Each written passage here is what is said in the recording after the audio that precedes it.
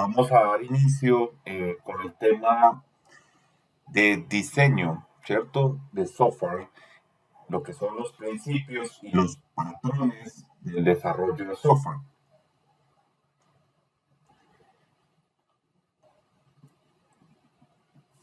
En las fases iniciales del desarrollo de un proyecto de software, durante sus primeras versiones, las nuevas funcionalidades fluyen, digamos, de manera natural.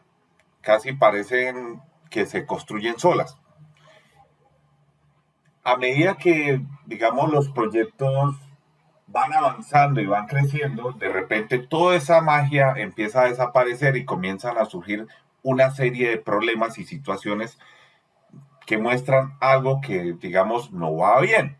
Y eso es lo que llamamos nosotros los síntomas de que nuestros diseños se están degradando, o llamémoslo de otra manera, pudriendo. ¿Sí? Entonces, esta frase de solo el tiempo demostrará si nuestro software, al enfrentarse a fuertes vientos del cambio, está sentado sobre roca firme o sobre arena, habla precisamente de eso, de los síntomas. ¿Sí?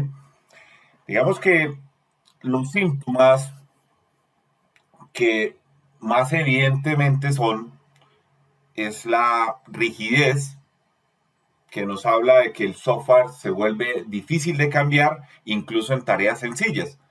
Las estimaciones son cada vez más abultadas, más grandes, y cada funcionalidad va a costar trabajo hacerla cuando antes tal vez era de inmediato.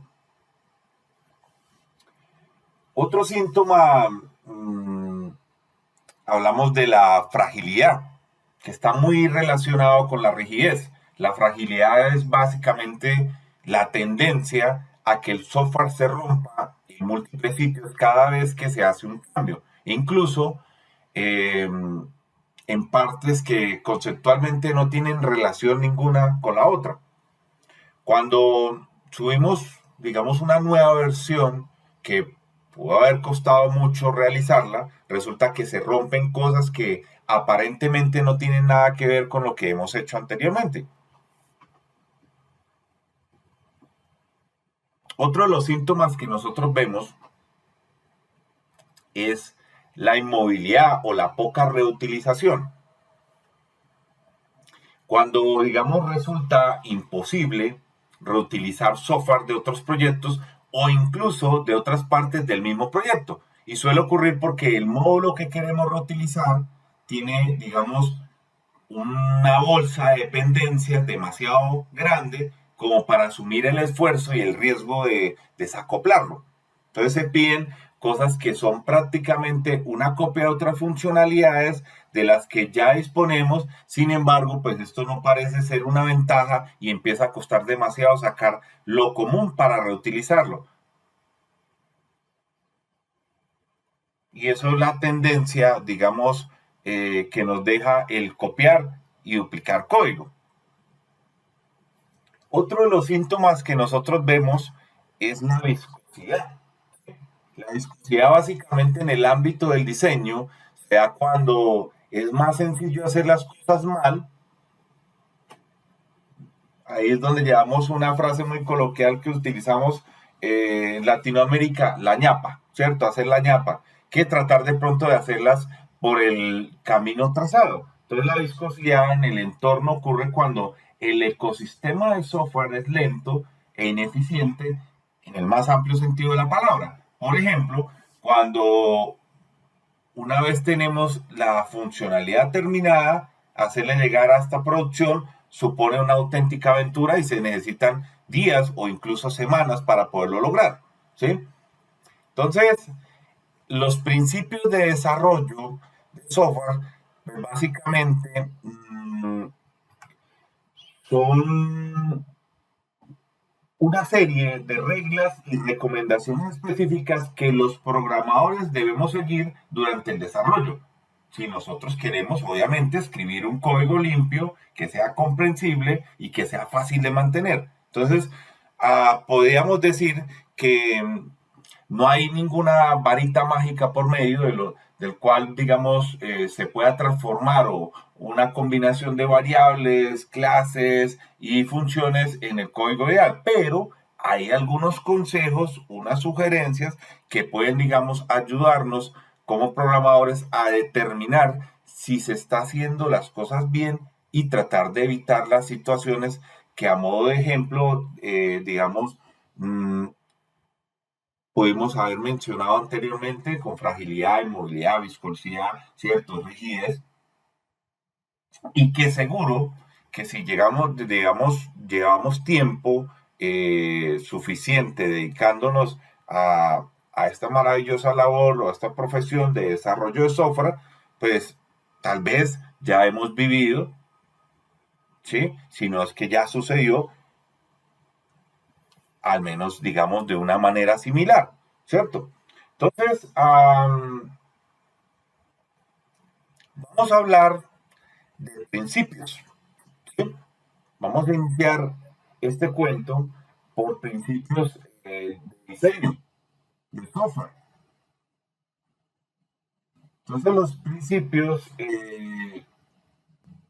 generales que podemos hablar nosotros vienen en un acrónimo que se llama SOLID, SOLID, ¿cierto? Que es un acrónimo mnemotécnico para 5 principios de diseño que están destinados a hacer que los diseños de software sean más comprensibles, sean flexibles y mantenibles. Entonces, los principios básicamente son un subconjunto de muchos principios que fueron promovidos eh, por un instructor de software estadounidense que se llama Robert C. Martin. Entonces, aunque digamos se aplican a cualquier diseño orientado a objetos, los principios SOLID también pueden formar una filosofía central para metodologías como el desarrollo ágil o el desarrollo de software adaptativo. Entonces vamos a hablar de ellos, vamos a hablar del Single Responsibility, del Open Clause, del List Code Substitution, vamos a hablar de Interface Segregation, vamos a hablar de Dependency Inversion, que son los 5 principios sólidos, ¿sí? Entonces, digamos que aplicar estos principios nos va a facilitar mucho el trabajo, tanto el propio como el ajeno, porque es muy probable que nuestro código pues lo acabe leyendo muchos otros desarrolladores a lo largo de su ciclo de vida. Estos principios o aplicarlos tienen unas ventajas, ¿sí? Y esas ventajas básicamente hablan de la facilidad del mantenimiento del código, del poder reducir la complejidad, de añadir nuevas funcionalidades, de aumentar la reusabilidad de piezas y componentes, de mejorar la calidad del código y su comprensión. Entonces tenemos nuestro, digamos, primer principio, que es el de Single Responsibility, ¿cierto? O SRP como se le conoce en sus siglas en inglés, ¿sí? Este principio de Single Responsibility o responsabilidad, ¿cierto? Principio de responsabilidad única, establece que un módulo de software debe tener una y solo una razón para cambiar, ¿sí? Y eso se entiende por responsabilidad. Entonces, reunir las cosas que cambian por las mismas razones, separar las cosas que cambian por diferentes razones. Eso es lo que se busca, ¿sí? Entonces, este principio está estrechamente relacionado con los conceptos de acoplamiento y cohesión. Queremos, digamos, aumentar la cohesión entre las cosas que cambian por las mismas razones y disminuir el acoplamiento entre las cosas que cambian por diferentes razones. Entonces, este principio trata sobre limitar el impacto de un cambio. Si existe, digamos, más de una razón para cambiar una clase, pues probablemente tenga más de una responsabilidad, ¿cierto? Entonces es lo que se conoce como otro posible mal olor o un síntoma, ¿cierto? Y es que, digamos, el que tenga diferentes comportamientos dependiendo de su estado es un mal olor, ¿cierto? Entonces, tener más de una responsabilidad también hace que el código sea difícil de leer, de testear y de mantener. Es decir, hace que el código sea menos flexible. Entonces, entre las ventajas de aplicar este principio, encontramos que si, digamos, se necesita hacer algún cambio, este será fácil de detectar porque va a estar aislado en una clase claramente definida y comprensible. Y eso va a minimizar los efectos colaterales en otras clases. Entonces, algunos ejemplos que encontramos en la vida real podrían ser si nosotros cambiamos la forma en que compramos de pronto un artículo, ¿cierto? Nos vamos a tener que modificar el código responsable de almacenarlo. Si cambiamos, digamos, la base de datos, no habrá que arreglar cada pedazo del código donde se utiliza. Eso podría ser uno de los ejemplos más claros de este principio llamado Single Responsibility,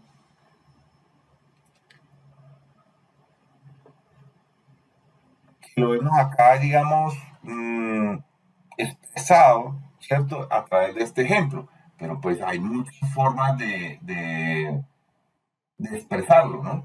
Muchas formas de expresarlo. Vamos a ver que en o en esta primera letra de este acrónimo SOLID, ¿cierto?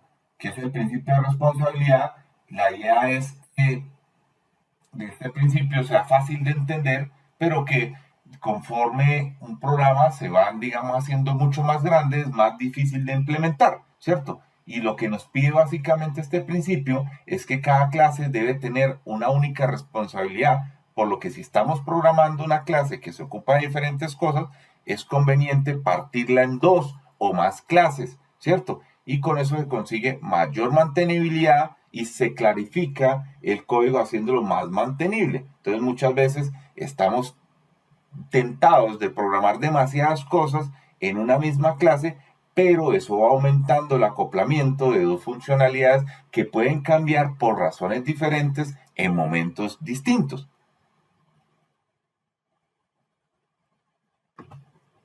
Entonces, podríamos hablar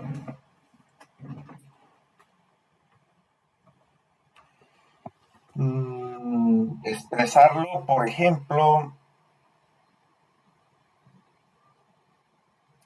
con este ejemplo, ¿cierto? Que tenemos el empleado. Para entender, digamos, que este concepto, podríamos entender este ejemplo concreto donde va a ser muy simple, ¿cierto? Va a ser muy simple. Podríamos verlo de esta manera o podríamos dibujarlo de otra forma. Por ejemplo, déjeme expresarlo por acá a través de... vamos a ver si tengo por acá.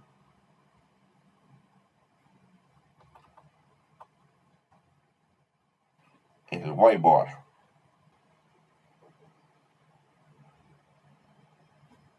Cargue la pizarra y podríamos expresarlo más fácilmente.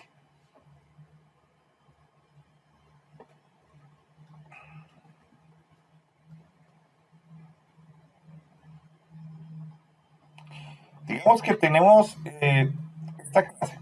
¿Listo?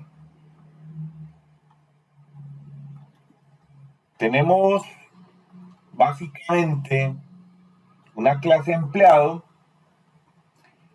que puede cobrar a los clientes dentro de una caja registradora, pero también repone stock. Y digamos que eso a priori pues no va a parecer mala idea, pero supongamos que nos piden que cambie el proceso de cobro a clientes, ¿cierto? Añadiendo funcionalidades de pago como puede ser tarjeta de crédito o tarjeta de débito, por ejemplo, o que, por ejemplo, el supermercado crezca y ahora digamos, se contrate gente específicamente para reponer el stock de productos. Entonces, en ambos casos, tenemos que tocar en la clase empleado y es posible que una modificación en una funcionalidad pueda tener efectos colaterales en la otra. Ahora, si nosotros seguimos el principio de responsabilidad, ¿cierto? Única que venimos hablando, del single responsibility, una, un modelo posible de esto sería separar, ¿cierto? Lo que tenemos nosotros ya, que en este caso sería el empleado, y un tipo de empleado en este caso sería un cajero, ¿cierto? Y como tenemos ese cajero va a cobrar a los clientes, pero también hay un rol que sería otro empleado, ¿cierto? Como hemos venido viendo en los ejemplos de programación orientada a objetos con C#, donde una persona podría ser un vendedor, una persona podría ser un empleado, etcétera. Pues acá tenemos que una persona puede ser un cajero y puede ser un reponedor, ¿cierto? Un empleado puede ser eso, un cajero o un reponedor de stock. ¿Por qué? Porque creció, ¿cierto? Entonces, creció este supermercado, pero acá al inicio del supermercado, nosotros dijimos, ah, no, pues un empleado puede cobrar y puede reponer. Pero conforme va creciendo nuestro supermercado, pues el hacer estas funciones en una sola clase, pues puede ser más complicado. Por eso se llevó la necesidad de modificar en una funcionalidad diferente, ¿cierto? Y cuando eso pasó, pues tuvo efectos colaterales en la otra. Entonces, al nosotros aplicar nuestro principio de responsabilidad única, deberíamos haber hecho un modelo similar a este. Cajero que cobra a clientes, un reponedor que repone stock. Entonces, así las peticiones de cambio van a ser más sencillas de implementar y una nueva incorporación al equipo de desarrollo pues no va a tener tantos problemas para poder entender el código. Y hay que recordar que en orientación a objetos, los objetos no tienen necesariamente que corresponder con otros objetos del mundo real y que aunque en realidad existe una sola persona que se ocupe de ambas cosas, podemos crear objetos para cada rol que va a desempeñar. Porque este empleado en un supermercado pequeño posiblemente va a ser el cajero y posiblemente va a ser el que va a reponer el stock, ¿cierto? El inventario de los diferentes góndolas o estanterías del supermercado cuando se vaya agotando cada producto. Y puede ser la misma persona, porque es un supermercado pequeño. Y eso es lo que pasa normalmente en una tienda de barrio, en un mini mercado, etc. Pero cuando el supermercado empieza a ser más grande, posiblemente ya hayan contratado a un cajero que es el que haga este rol y el que repone el stock bien. Entonces vamos a necesitar que esas funcionalidades las tenga cada uno por separado. ¿Sí? Eso es lo que nos habla el principio de responsabilidad única. Ahora,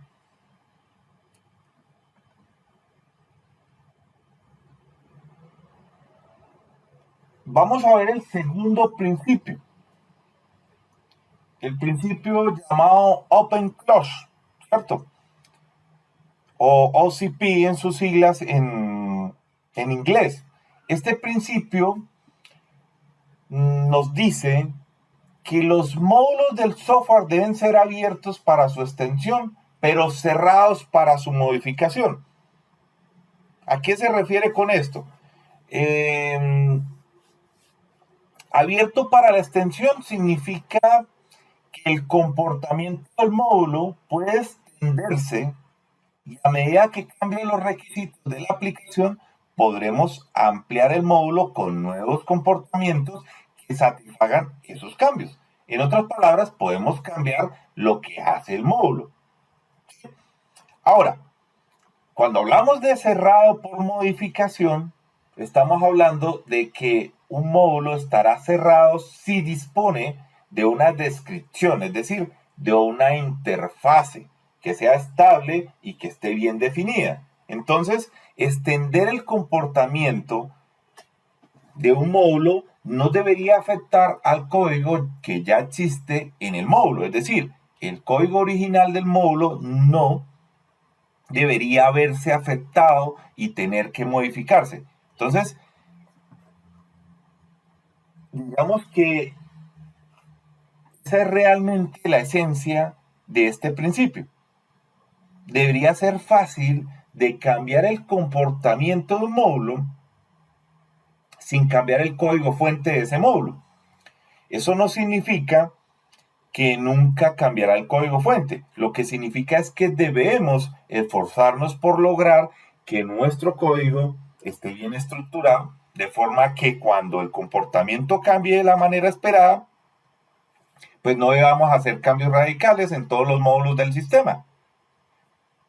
Idealmente, podemos nosotros agregar, digamos, un nuevo comportamiento añadiendo código nuevo y cambiando poco o nada del código antiguo. Entonces, la forma de implementar este principio en el mundo práctico es a través de lo que conocemos como polimorfismo, ya sea por interfaces o por clases abstractas, ¿cierto? Que era lo que estábamos viendo anteriormente nosotros a través de programación orientada a objetos y los 4 principios, ¿cierto?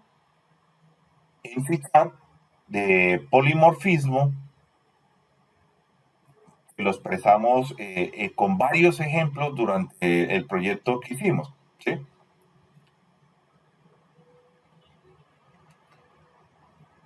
Ahora, nosotros hablamos de que el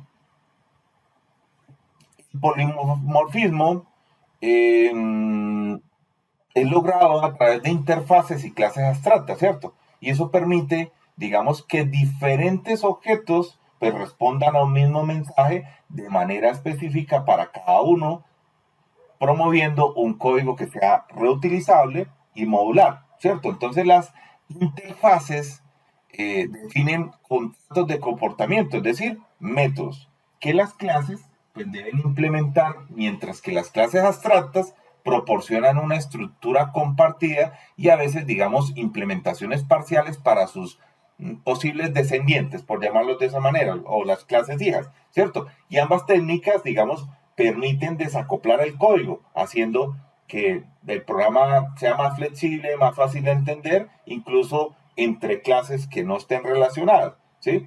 Entonces, lo podemos hacer,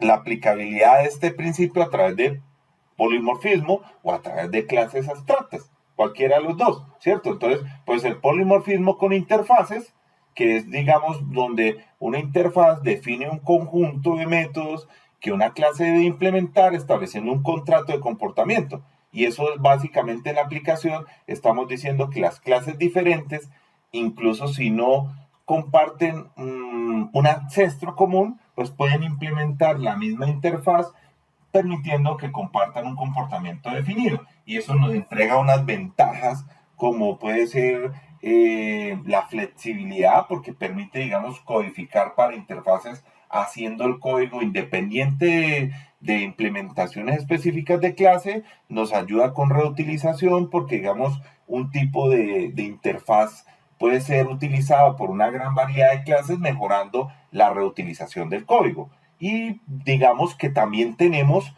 desacoplamiento porque evita dependencias estrictas y eso va a permitir modificar la implementación de una clase sin afectar a los que la utilizan. Esa sería una forma de implementarlo, ¿cierto? A través de polimorfismo con interfaces. Y la otra, pues básicamente sería con polimorfismo con clases abstractas, que básicamente hablamos de que una clase abstracta no puede ser instanciada directamente y sirve como una clase base para otras clases, ¿sí? Entonces, en la aplicación, básicamente podríamos definir una estructura asegurando que las clases hereden de ella, que tengan ciertas funcionalidades o comportamientos, ¿cierto? Entonces eso nos va a ofrecer unas ventajas. Posiblemente tenemos, por un lado, estructura compartida, porque, digamos, vamos a proporcionar una base para la herencia, que es otro concepto que vimos en programación orientada a objetos, definiendo, digamos, métodos y propiedades que van a ser compartidas por las subclases, ¿cierto? Otra ventaja posiblemente sería la implementación parcial, porque podríamos incluir lo que llamamos métodos abstractos que deben ser implementados por las subclases y métodos con implementación concreta que se van a heredar, ¿cierto? Porque, digamos, nosotros utilizar interfaces o clases abstractas para polimorfismo es importante porque, digamos, nos entrega flexibilidad y modularidad. Eso hace que el código sea más adaptable a cambios, más fácil de mantener, porque hay una lógica que pueda adaptarse según la necesidad. Es extensible porque nos va a facilitar la integración de nuevas clases o funcionalidades sin tener que modificar código existente de manera extensiva y, digamos, nos entrega abstracción porque permite tratar objetos de diferentes tipos de manera uniforme, basándose en su comportamiento común en lugar de un tipo, digamos, de su tipo concreto. ¿Sí? Y eso es lo que nos habla precisamente el principio de Open Close, abierto, cerrado, ¿cierto? Entonces, esa definición de OCP o Open Close Principle, pues nos habla precisamente de eso. Vamos a verlo por acá, que podríamos hablar de, cambiarlo, la definición básicamente OCP, ¿cierto? El principio Open Close, hablamos de que las entidades del software, bien sea clases, funciones, etcétera, deben estar abiertas para extensión, pero cerradas para modificación. Eso es básicamente lo que nos habla OCP, ¿cierto? Entonces la idea de este principio es que las clases pues estén abiertas a la extensión, pero cerradas para la modificación, ¿cierto?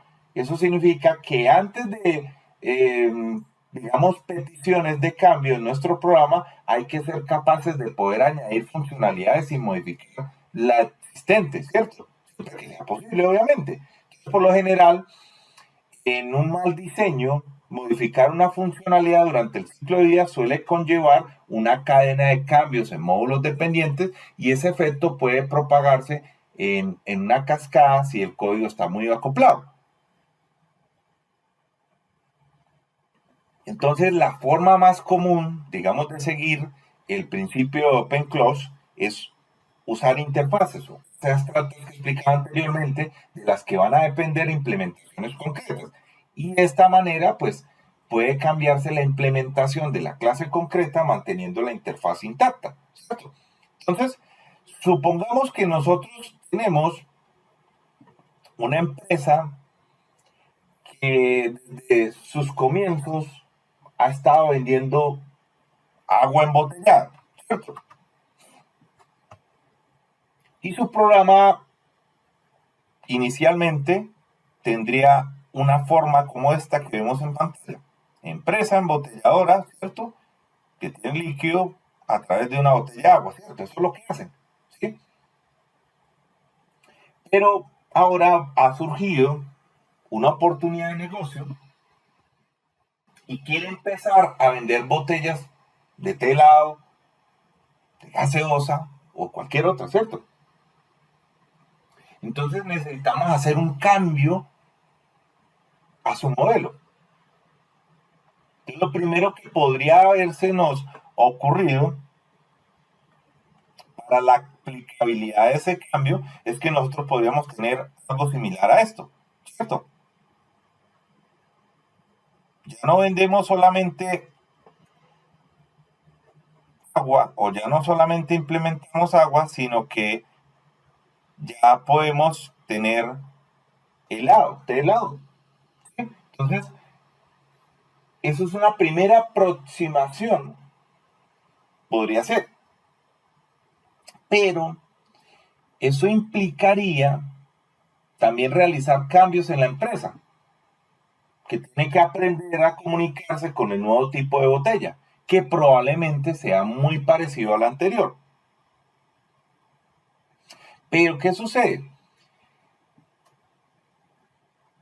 Si se hubiera seguido el principio de abierto-cerrado, su diagrama de clases habrían utilizado una interfaz que comunicara al resto del sistema con la botella. Por lo que si no se cambia el API, pues el resto del sistema podría trabajar ajeno al cambio, ¿sí? Entonces sería totalmente diferente a este diagrama que posiblemente sería la primera aproximación cuando de una u otra forma nos dijeron, nos dedicamos inicialmente a crear botellas de agua, pero ahora resulta que también vamos a hacer helado.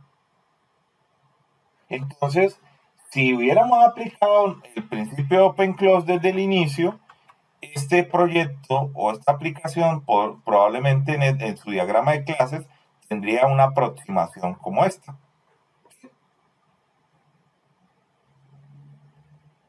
Tenemos una empresa que hace líquidos o embotella líquidos, pero tenemos una interfaz para esas botellas, ¿cierto? Y las botellas podrían ser cualquiera, de agua, de té helado, podría ser gaseosa, podría ser jugos naturales, podría ser cualquier cosa que fuéramos a embotellar, líquido, ¿sí? No va a interferir.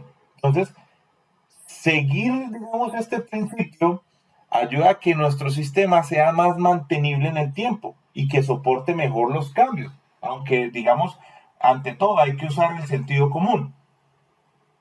¿Sí? Un uso excesivo de interfaces reducirá la productividad y la legibilidad del código también.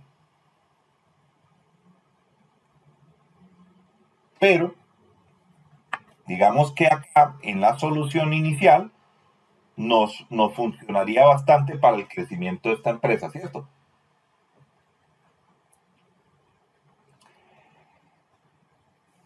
Lo mismo que estamos viendo acá a través de, digamos, nuestro ejemplo. ¿Sí? Cuando cambia el comportamiento de la cafetera para intentar, digamos, satisfacer a dos clientes diferentes. Es muy similar a este ejemplo. ¿Sí? Bueno, muchachos, ahora,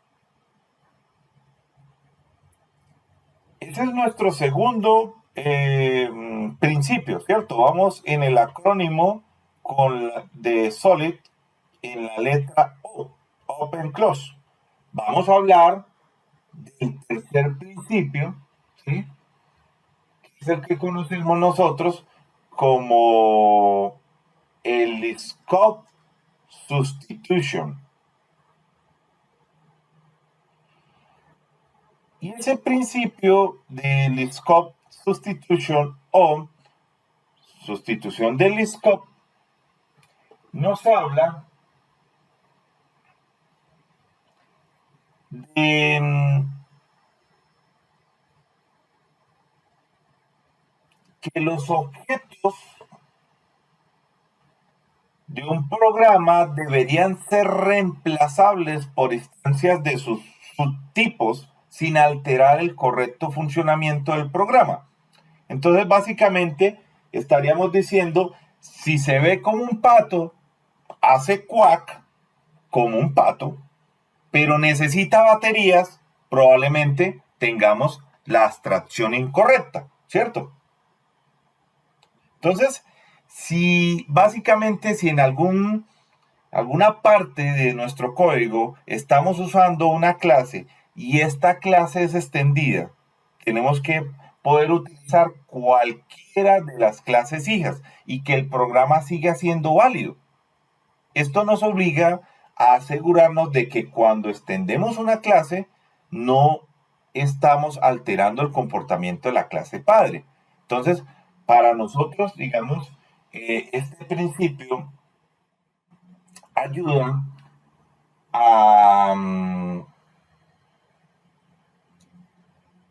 básicamente nos va a ayudar la herencia de forma correcta, ¿cierto? Y nos muestra que no se debe mapear automáticamente un mundo real en un modelo orientado a objetos, porque no existe una equivalencia, digamos, unívoca entre ambos modelos, ¿sí? Entonces, este tercer de los principios SOLID, que corresponde al principio de sustitución de Liskov, fue propuesto, digamos, este principio por, se llama Bárbara Liskov, ¿sí? Y otra persona, otro ingeniero de desarrollo que se llama Janet Mary Wynne, ¿cierto? Y eso fue en la década de los años 90, aunque años antes, digamos, en el año 86, 87, si no me equivoco, Scott había hablado de este principio en una conferencia que estuvo impartiendo, pero fue hasta los años 90 donde se formalizó este principio. Entonces, este principio, que fue definido formalmente, hablaban en los años 90 hablaba de, vamos a expresarlo por acá, pues, este principio lo definieron básicamente como una, como una ecuación, por decirlo de esa manera. Entonces esa ecuación, dijeron que sus autoras en su momento que Q básicamente habla sobre un objeto de X. Entonces,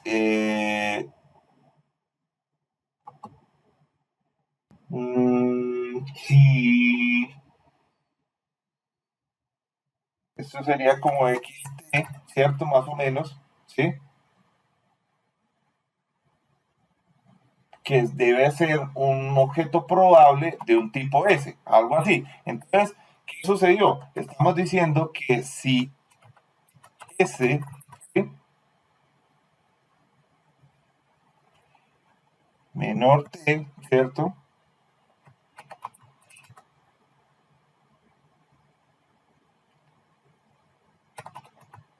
Entonces, de esta manera básicamente la definieron.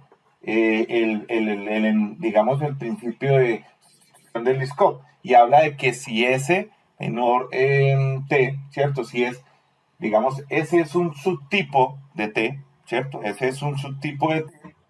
Entonces, toda propiedad, comportamiento Q que sea demostrable para los objetos de tipo T debe seguir siendo cierto o para objetos de tipo también S, ¿sí?, cuando se usen donde se espera de pronto una T.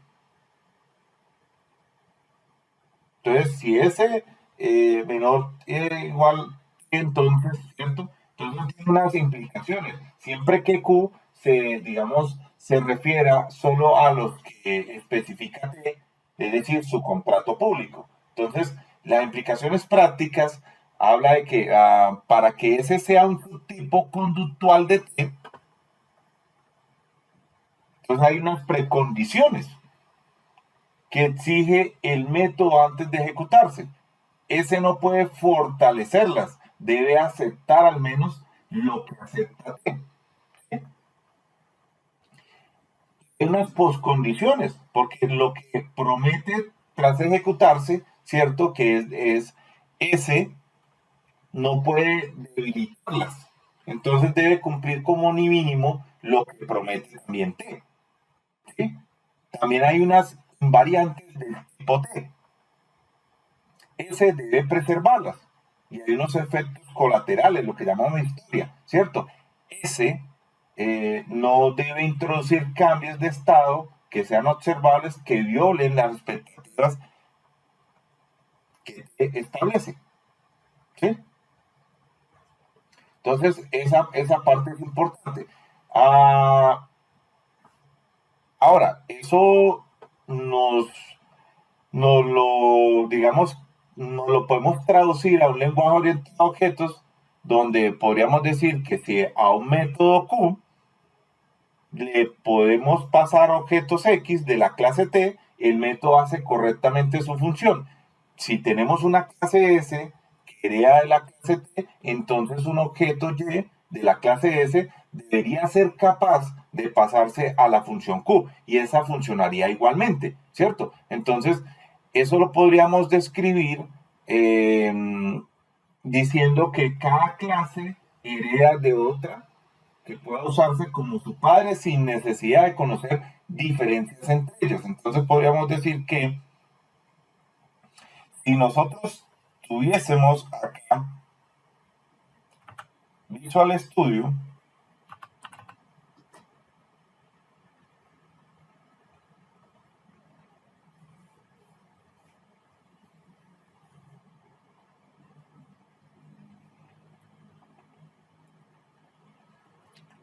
vamos a crear un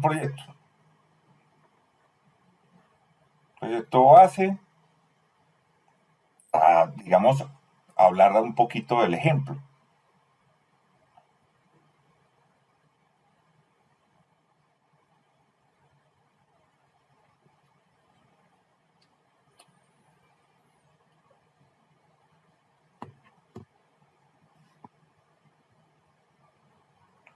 Vamos que cargue el proyecto.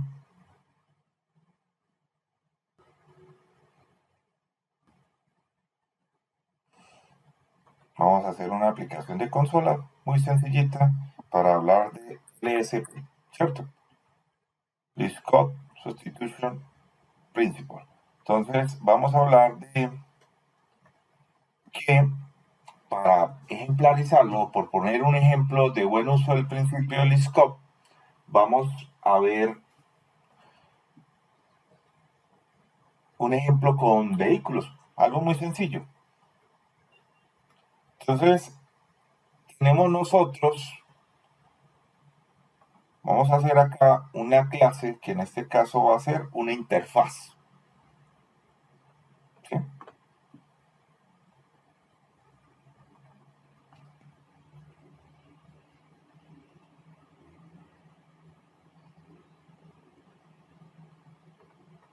Y esa interfaz la vamos a llamar interfaz vehículo, ¿cierto?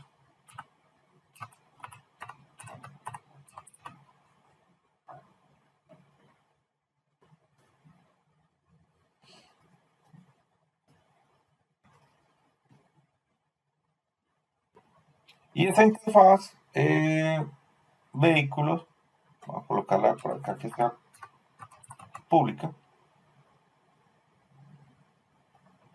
va a tener una funcionalidad, ¿sí? Y esa función va a ser acelerar.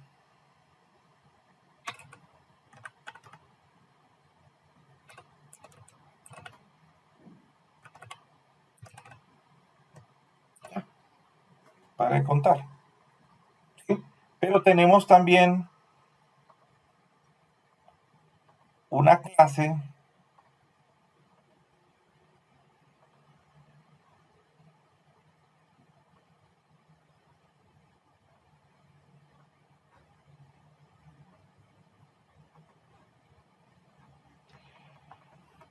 que es una clase camión,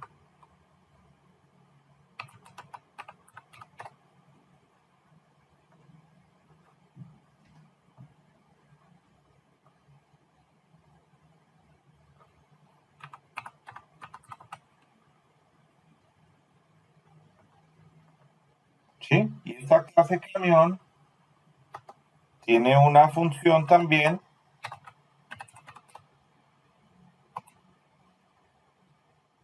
acelerar.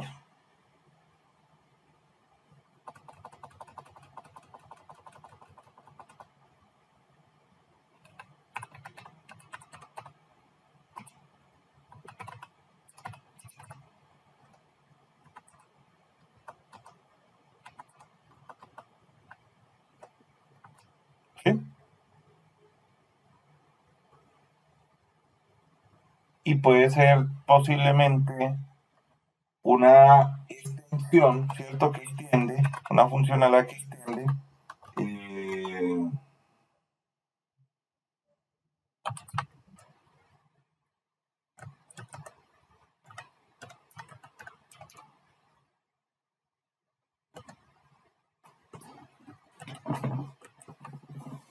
sí, de la interfaz vehículo.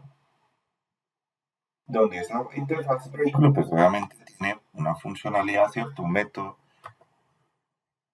que se definió que tiene la posibilidad de acelerar, ¿cierto?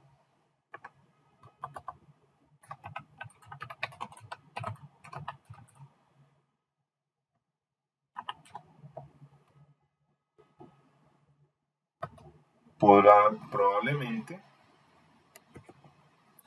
tiene un incremento también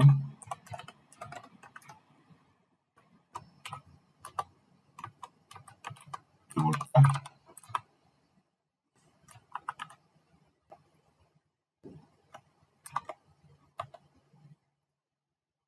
¿Sí? Probablemente.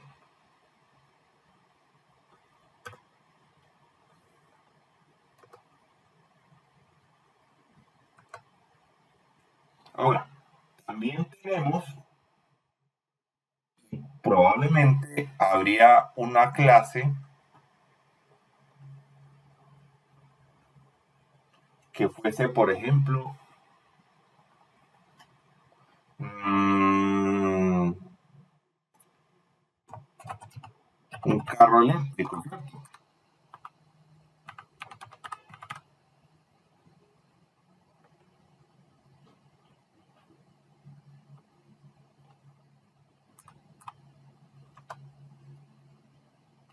Y ese carro eléctrico, lo más seguro es que también haga una extensión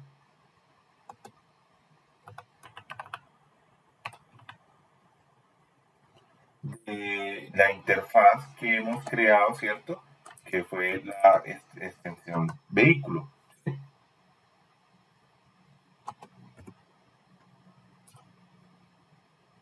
que tiene también su función, pues acelerar.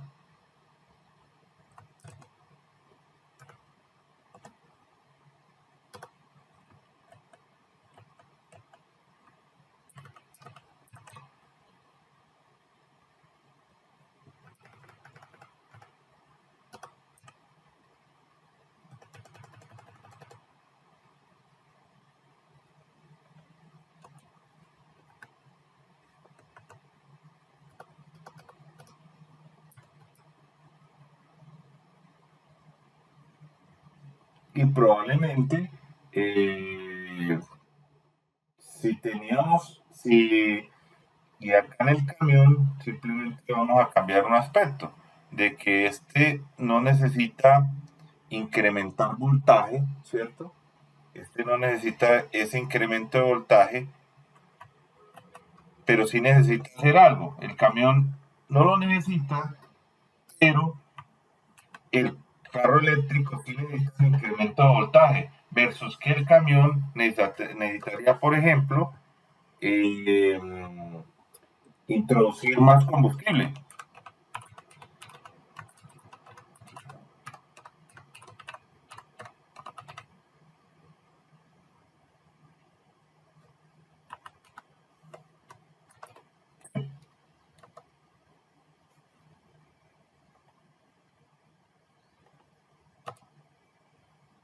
Eso sería lo diferente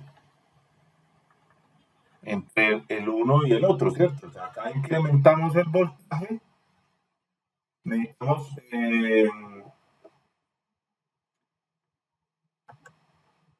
un incremento de voltaje pero también tiene la función de acelerar, porque estos son vehículos, ¿cierto? Simplemente el cómo operan es lo que nos va a variar entre un carro y el otro, ¿cierto? Entre un camión y un carro eléctrico. Ahora, también tenemos por acá, entonces, un conductor.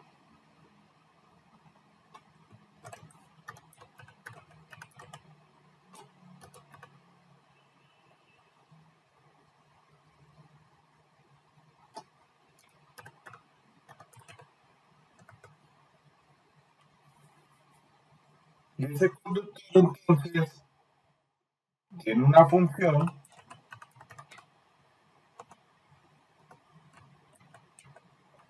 que sería conducir. Entonces, acá tenemos de que él puede tener la interfaz vehículo, ¿cierto?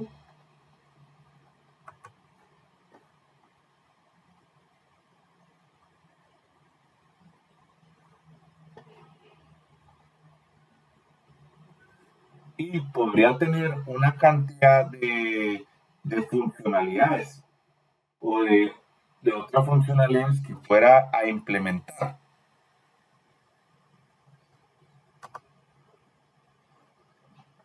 Correcto. Entonces, el conductor tiene un objeto que es el objeto que fue la interfaz vehículo, cuya instancia pertenece a uno de sus hijos, pero no necesita saber a cuál en concreto para hacerlo funcionar.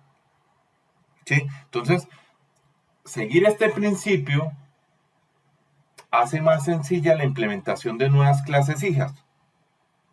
Eso es básicamente de lo que nos habla este principio del scope. ¿Ya?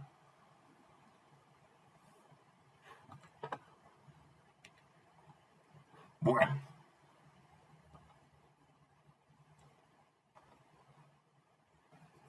el otro principio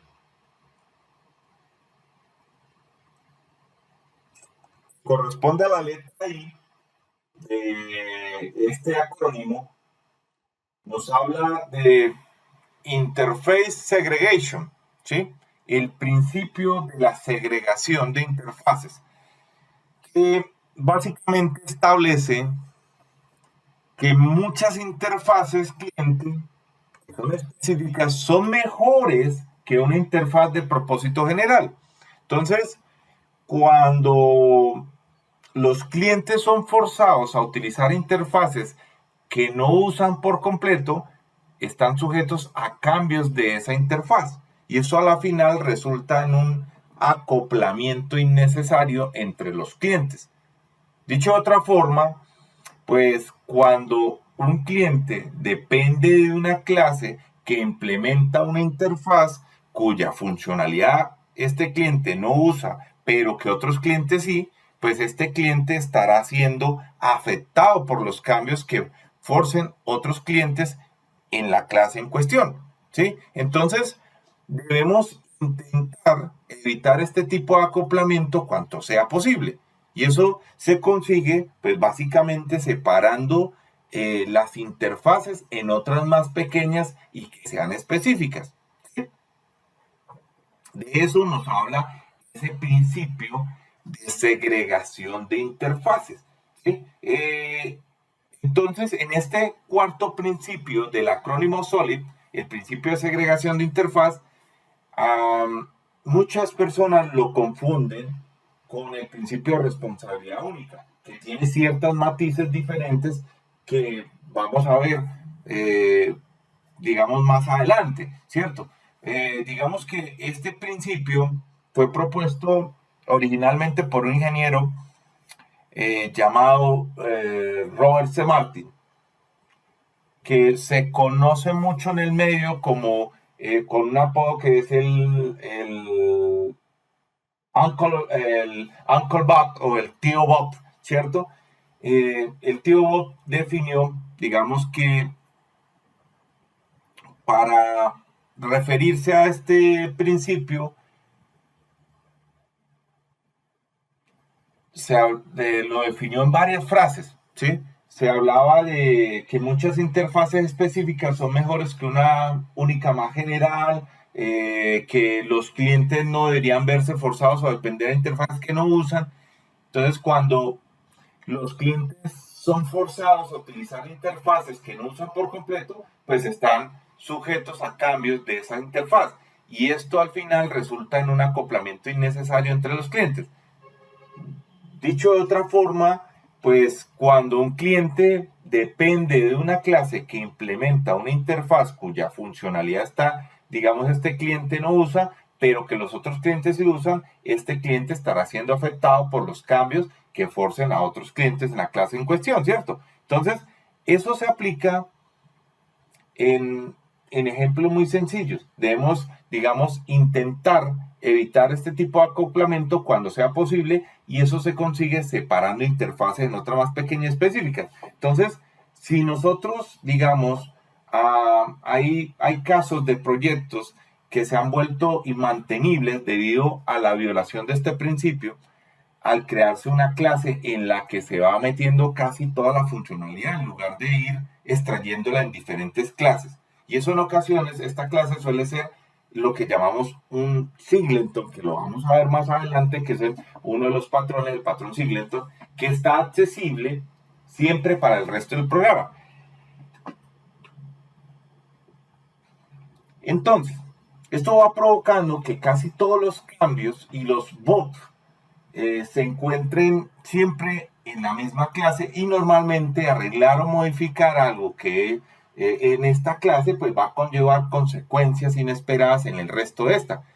Y por si fuera poco, digamos, normalmente este tipo de proyectos tienen un testing con muy poca cobertura o ni siquiera cuentan con él. Por lo que encontrar, digamos, los fallos que son provocados por arreglar otra parte de nuestra clase se vuelve muy costoso. Entonces, ah, si lo llevamos a un ejemplo, podríamos decir que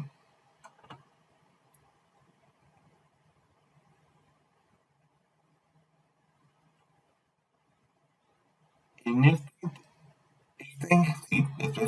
podría ser muy funcional. El que tenemos acá en pantalla, que es el ejemplo de la interfaz animal, ¿cierto? Lo podríamos llevar a algo muy más particular. Podríamos decir, por ejemplo, que tenemos por acá esta interfaz, ¿cierto? Entonces, ¿qué sucede? Vamos a verlo acá como un ejemplo de violación de este principio.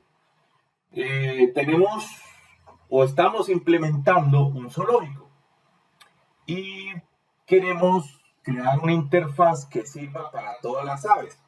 Entonces nosotros inmediatamente pensamos en loros, en flamencos, en gaviotas, en aves rapaces, en gorriones, ¿sí? Y vamos a implementar entonces para esas aves, pues también unos métodos, ¿cierto? El método de comer y de volar, porque inmediatamente cuando pensamos en ave, pensamos que las aves vuelan, ¿cierto? Entonces, resulta que posteriormente en el zoológico consiguieron un presupuesto adicional. Entonces compran una pareja de avestruces, por lo que nosotros inmediatamente también definimos el método correr, ¿cierto? Porque los avestruces corren. Luego, no podemos olvidar tampoco que de los pingüinos necesitamos un método para nadar. Y como no hemos, digamos, como no hemos ido refactorizando entre esos pasos, ahora nuestro sistema tiene una pinta como esta, ¿cierto? Una interfaz pájaro de la que van los pingüinos, los avestruces y los loros, por decirlo. El problema viene con que, por ejemplo, el avestruz tiene que implementar métodos que no usa. Y con la llegada del pingüino, se tuvo que cambiar innecesariamente para implementar el método de nadar. Entonces, de esta manera, pues estaría incorrecto, ¿cierto?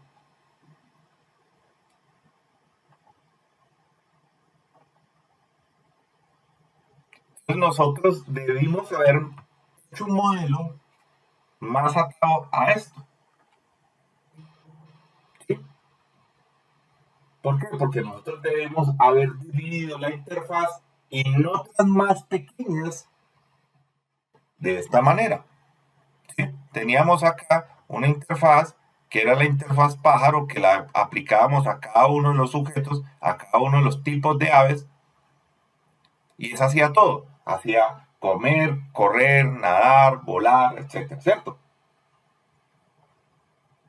Y cada uno de los tipos de aves pues implementaba cosas que no tenía que ver, porque un pingüino no vuela, y el avestruz tampoco lo hace, ¿sí? Un pingüino no corre, y el avestruz sí, ¿sí? O ese es su método natural. El avestruz no nada, el pingüino sí.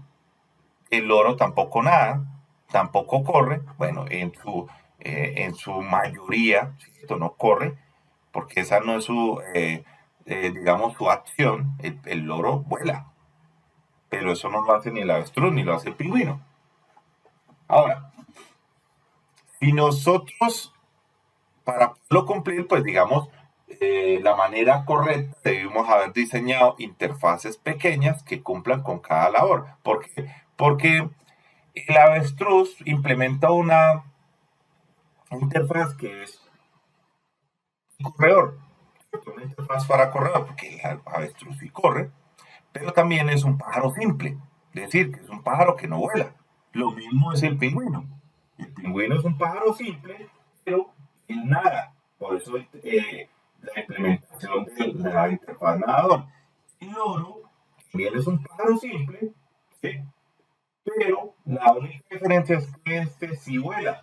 Entonces, sería esta interfaz de volar. Entonces, de esta manera, cada pájaro concreto solo tiene lo que realmente necesita y se pueden añadir nuevas clases sin modificar otras zonas que no estén afectadas.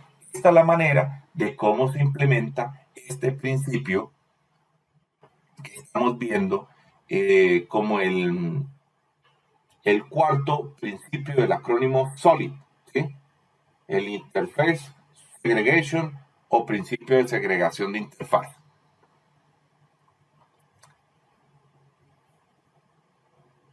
Ahora, vamos a ver nuestro quinto principio en este acrónimo, que es el Dependency Inversion o el principio de inversión de dependencia, donde, digamos, nos dice que las entidades de software deben depender de abstracciones, no de implementaciones. Y a su vez, los módulos de alto nivel no deberían depender de los de bajo nivel. Ambos deberían depender de abstracciones. ¿Sí?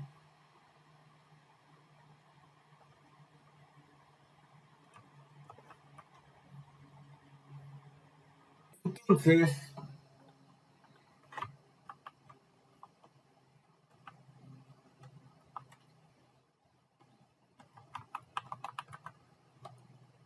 recuerden que las abstracciones son una forma de modelar el mundo real simplificando entidades complejas al centrarse, digamos, en sus características y comportamientos esenciales, ocultando detalles de implementaciones innecesarios. Y se logran a través de lo que conocemos como clases abstractas e interfaces, es decir, creando planos de objetos que pueden ser heredados por otras clases, promoviendo la reutilización del código y la mantenibilidad del software, ¿cierto?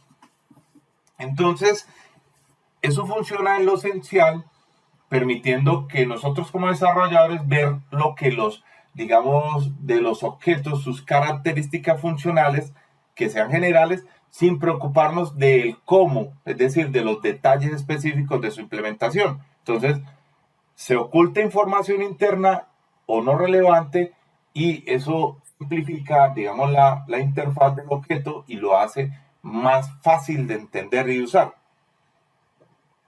Entonces, en, en C# se implementan clases abstractas, es decir, se define una palabra que nosotros la vimos por allí en algunos de los ejemplos que hicimos en programación orientada a objetos, que se llama abstract, ¿cierto? Cuando definimos con esa palabra clave abstract, y no se pueden, digamos, instanciarse directamente. Puede mantener métodos abstractos sin implementación y métodos con implementación. Entonces hablamos de métodos abstractos, que son las declaraciones de métodos sin cuerpo que deben ser implementados por clases derivadas que heredan de la clase abstracta, ¿cierto? También podríamos decir que también se puede implementar a través de interfaces, que es otra forma de abstracción en C# que define un contrato de métodos, propiedades o eventos que las clases, digamos, que la implementan deben proporcionar. Y eso entrega, pues, mantenibilidad, reutilización del código, flexibilidad. Eso es como se, digamos, podríamos implementar, ¿cierto? Entonces, con este último de los principios SOLID, la inversión de dependencias, que fue uno de los principios también postulados inicialmente por Robert C. Martin a mediados de los 90. Lo hizo a través de, si no me equivoco, en un artículo de diseño orientado a objetos en C++, ¿sí? Entonces estamos hablando de un programa, ya, un desarrollo de software con bastante historia, ¿cierto? Y un principio con bastante historia, estamos hablando de C++, probablemente ustedes nunca lo han manejado, o tal vez sí algunos.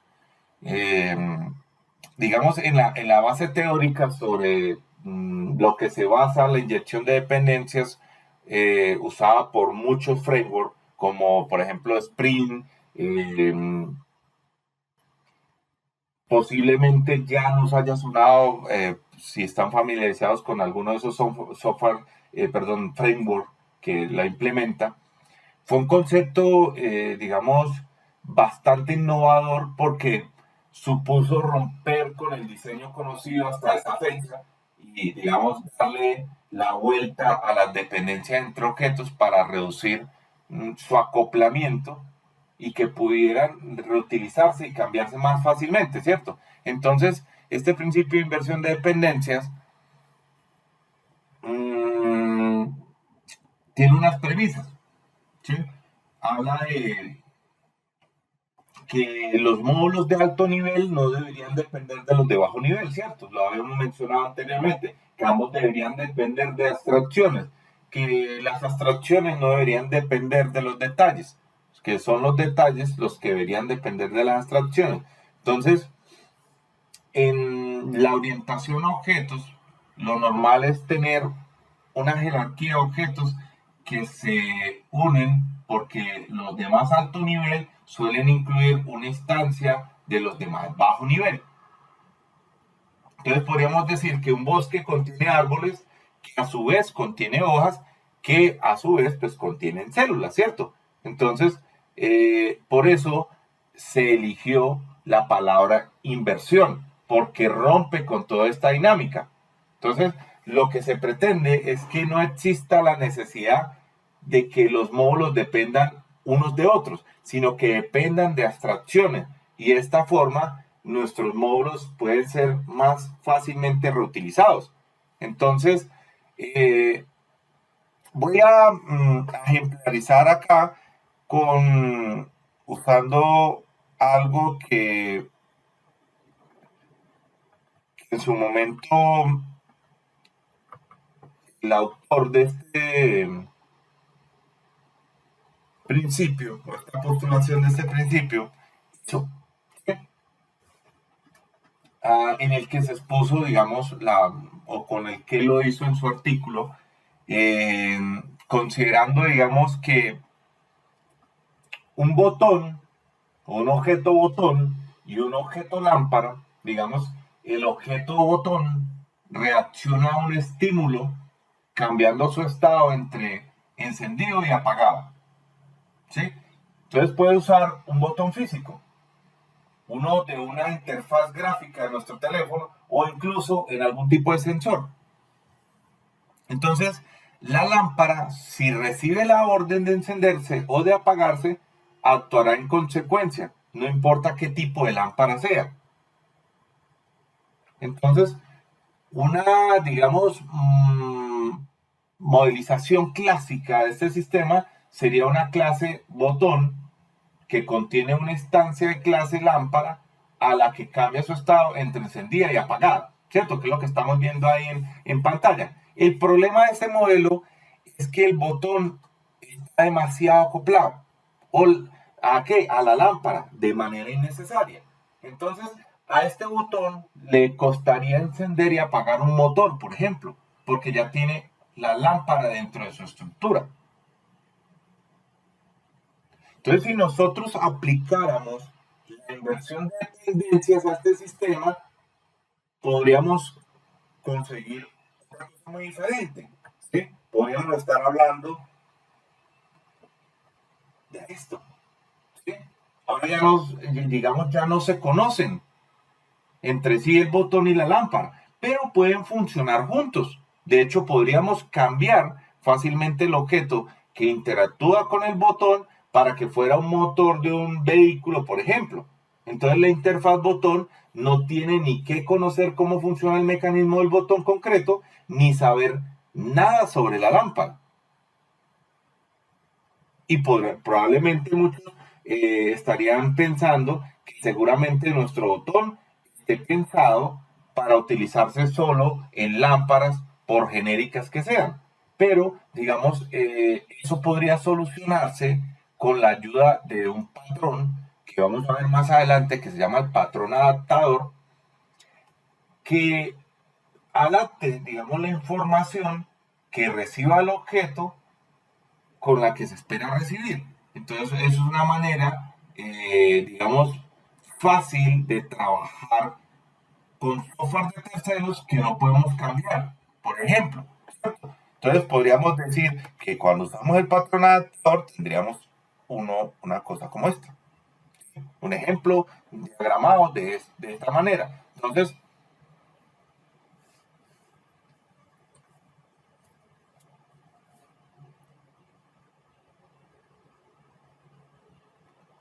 estos son, digamos, los 5 principios del desarrollo de software. ¿Sí? 5 básicos que todos tenemos que tener en la mente. ¿Sí? Entonces, a través de este, digamos, último, que es el de inversión de dependencias, donde hablábamos de que ocultamos los detalles de la implementación, ¿sí? Que a través de este principio ocultamos esos detalles de implementación, ganando en flexibilidad cuando estamos haciendo test, que podemos reemplazar dependencias reales por objetos moqueados. Gracias a esta flexibilidad, pues vamos a poder sustituir componentes sin que los clientes que lo consuman pues se vean afectados, porque ya, digamos, dependen de la abstracción y no de la implementación concreta. ¿Sí? Y eso lo que pretende, digamos, lo que pretende es que no existan dependencias directas entre módulos, sino que dependan de abstracciones. Y de esa forma nuestros módulos pueden ser más fácilmente reutilizables y es fundamental, digamos, que la abstracción se defina en base a las necesidades del módulo o cliente y no en las capacidades de la implementación, porque de lo contrario la abstracción estaría bastante acoplada a la implementación, teniendo así más o menos pues mucho menos flexibilidad. ¿Sí? Entonces es importante dentro de eso. Ahora vamos a ver otros principios en la próxima clase. Vamos a hablar de principios del drive, vamos a hablar de otros principios, la inversión de control, etcétera. Y vamos a empezar a ver todos estos principios que están correlacionados, que hacen parte de lo que es la estructura de desarrollar o diseñar un software sostenible, mantenible en el tiempo, ¿sí? Entonces, damos por culminado en este momento la parte del día de hoy para no dejar temas cortados y en la próxima clase continuamos con los demás principios que vamos a ver durante un breve tiempo de nuestras clases.